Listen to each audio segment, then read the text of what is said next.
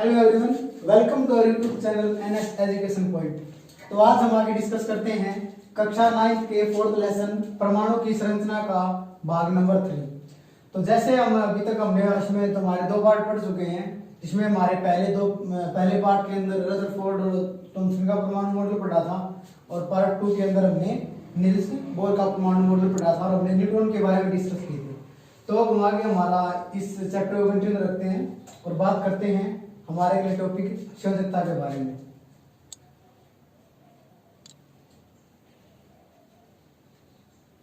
देखो, हम पहले इस बारे में डिस्कस कर चुके हैं संयोजकता क्या होती है, लेकिन हम एक बार फिर आपको समझा देते हैं। संयोजकता किसी भी तत्व की वो शक्ति होती है, किसी भी तत्व की वो शक्ति होती है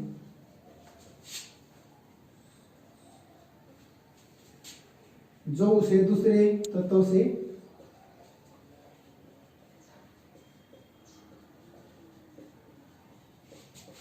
संयोजन में सहायता करे, दूसरे तत्व से संयोजन में सहायता करे। ये हमारे टोटली इलेक्ट्रॉन विन्यास के ऊपर डिपेंड होती है।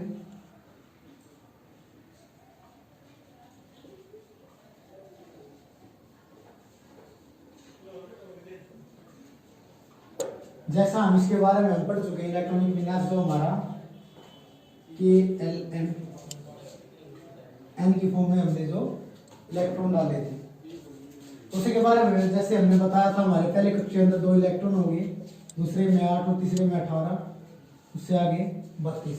लेकिन नील्स बोर ने इसके बाद बताया कि हम किसी भी परमाणु तत्व के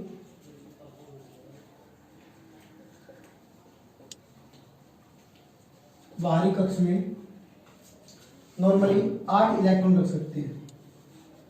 कितने इलेक्ट्रॉन रख सकते हैं?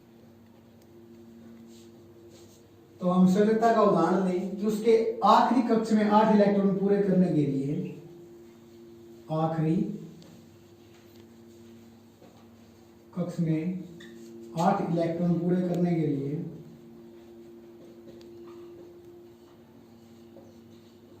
आखिरी कक्ष में 8 इलेक्ट्रॉन पूरे करने के लिए वो इलेक्ट्रॉन दे भी सकता है, इलेक्ट्रॉन दे भी सकता है और ले भी सकता है।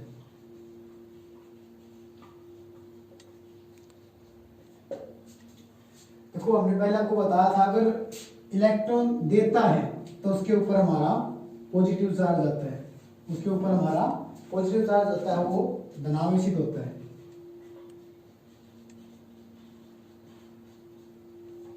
और जो इलेक्ट्रॉन लेता है उसके ऊपर हमारा नेगेटिव चार्ज आता है और वो ऋणावेशित होता है। इसका हम उदाहरण लें तो हमारे पास हो गया हमारा सोडियम। सोडियम की परमाणु संख्या हमारे पास कितनी है? 11। अगर हम इसका इलेक्ट्रॉन विन्यास करें तो 2, 8 और 1 हो गया। तो देखो, इसके लास्ट कक्ष में 1 इलेक्ट्रॉन है, इसको आसानी रहेगी 1 इलेक्ट्रॉन छोड़ने में बजाय 7 इलेक्ट्रॉन लेने की।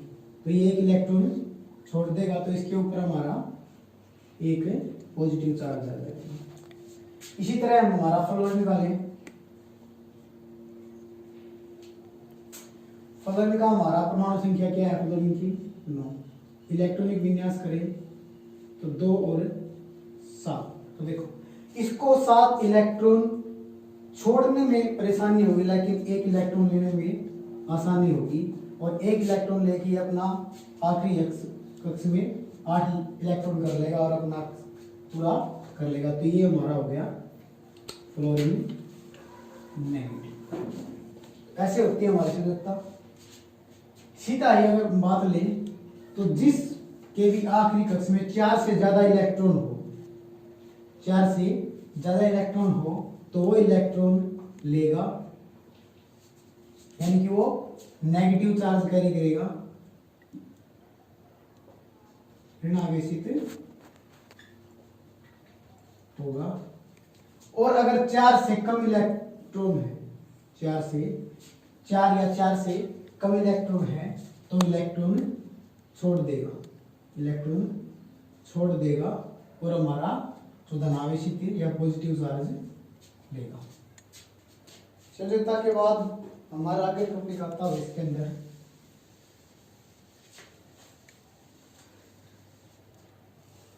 द्रव्यमान संख्या। हमारा टॉपिक आता है इसके अंदर द्रव्यमान संख्या। देखो द्रव्यमान संख्या के बारे में हम पहले डिस्कस कर चुके हैं अपने थर्ड लेसन में, लेकिन एक बार फिर डिस्कस करते हैं। जो हमारी द्रव्यमान संख्या होती है वो हमारा होता है प्रोटॉन जमा में न्यूट्रॉन। ये हमारा होता है प्रोटॉन प्लस में न्यूट्रॉन। ये भी हम पहले डिस्कस कर चुके हैं। परमाणु संख्या जितनी होती है उतने ही हमारे प्रोटॉन होते हैं, उतने ही हमारे इलेक्ट्रॉन होते हैं। परमाणु संख्या बराबर प्रोटॉन बराबर इलेक्ट्रॉन, और जितने प्रोटॉन होंगे उतने इलेक्ट्रॉन होंगे। प्रोटॉन के पास हमारा पॉजिटिव चार्ज होता है, इलेक्ट्रॉन के पास हमारा नेगेटिव होता है, इसलिए हमारा परमाणु उदासीन होता है। द्रव्यमान संख्या को डिनोट किया जाता है Z से, डिनोट किया जाता है Z से।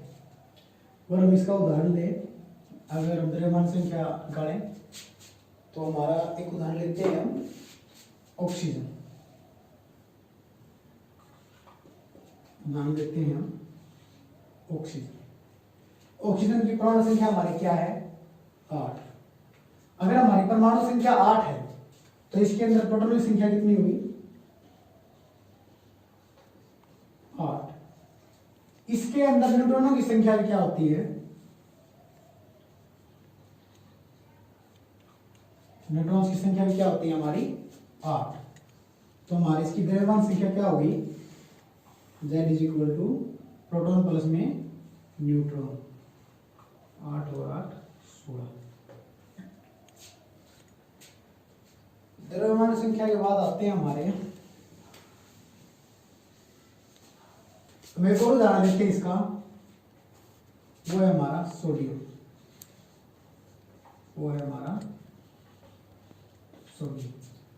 देखो हमारा जो सोडियम है इसकी परमाणु संख्या होती है हमारी 11।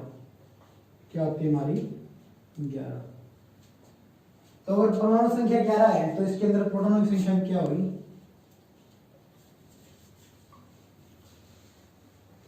प्रोटॉनों की संख्या क्या होगी? 11। लेकिन इसके अंदर जो न्यूट्रॉनों की संख्या है वो हमारी 12 है। न्यूट्रॉनों की संख्या क्या हमारी? 12 है।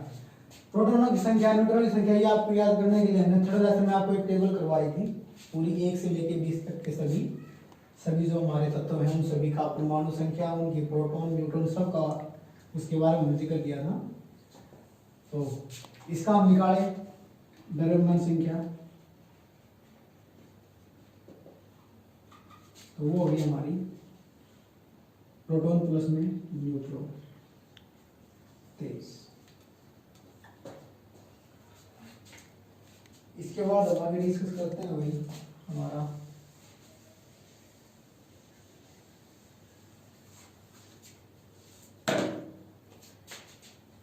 समस्थानिक और समभारिक। समस्थानिक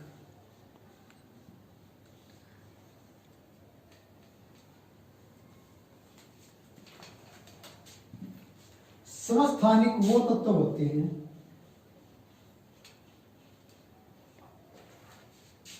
जिनकी परमाणु संख्या तो समान हो, जिनकी परमाणु संख्या तो समान हो, परमाणु संख्या समान हो, लेकिन द्रव्यमान संख्या भिन्न भिन्न होती है, लेकिन द्रव्यमान संख्या भिन्न भिन्न होती है, भिन्न भिन्न होती है, वह तत्व समस्थानिक कहलाती है।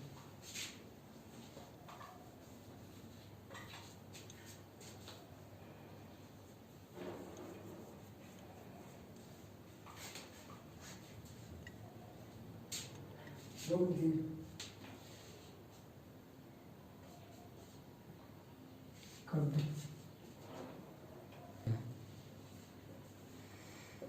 इसका हम उदाहरण लेते हैं हमारा, जैसे हाइड्रोजन हो गया, क्या हो गया हमारा, हाइड्रोजन हो गया। देखो हाइड्रोजन की परमाणु संख्या 1 है, लेकिन इसके 3 समस्थानिक होते हैं जिनकी द्रव्यमान संख्या 1, 2 और 3 होती है। इसी तरह हमारे क्लोरीन है, क्लोरीन की परमाणु संख्या 17 ही है, लेकिन इसके 2 समस्थानिक है जिनकी द्रव्यमान संख्या 35 और 37 होती है। इसके बाद हमारे पास एक और एग्जांपल है हमारा कार्बन का। कार्बन की परमाणु संख्या तो 6 है, क्या है, 6 है, लेकिन इसके 2 समस्थानिक हो गए, द्रव्यमान संख्या है वो 12 और 16 है।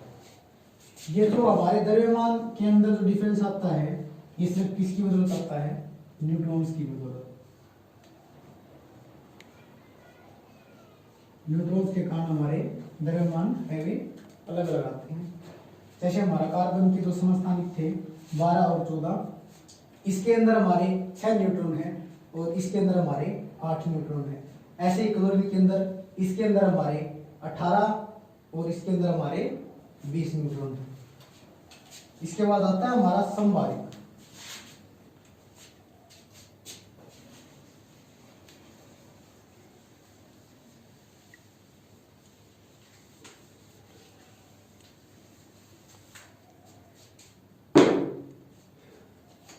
इसके बाद हमारा आता है समबारिक। समबारिक यह वह तत्व होते हैं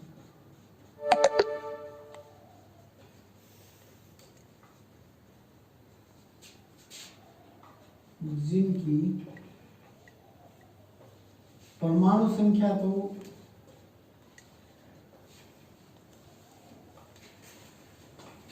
अलग अलग होती है, परमाणु संख्या तो अलग अलग होती है, लेकिन द्रव्यमान संख्या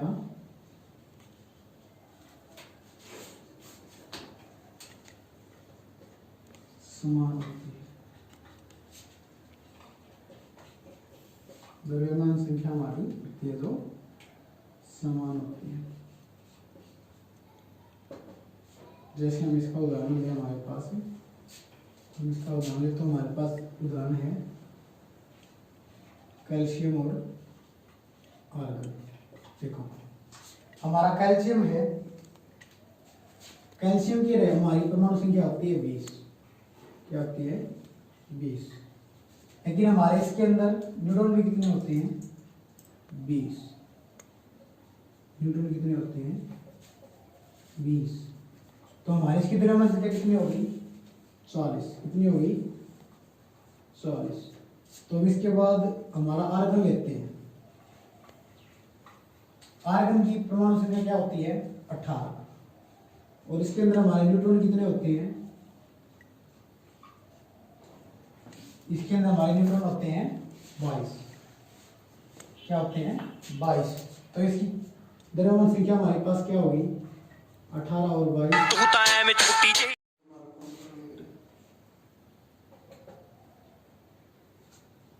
हमारा द्रव्यमान हो गया इसका 40। तो देखो